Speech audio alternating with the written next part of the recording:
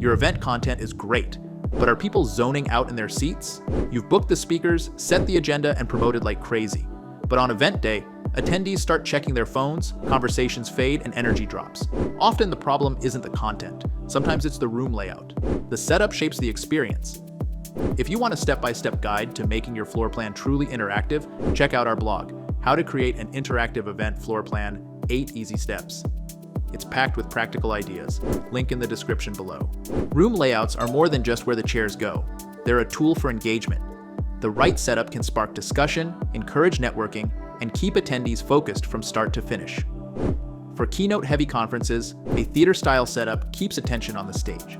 For workshops, roundtables invite collaboration and peer learning. Want more movement? Try station-based layouts where attendees rotate between interactive zones. And don't forget the flow.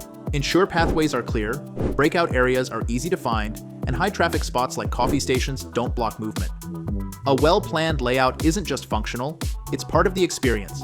When people feel comfortable, connected, and energized, your event goes from good to unforgettable. For more creative, easy-to-implement layout ideas, head to our full blog, How to Create an Interactive Event Floor Plan, 8 Easy Steps. The link's waiting in the description.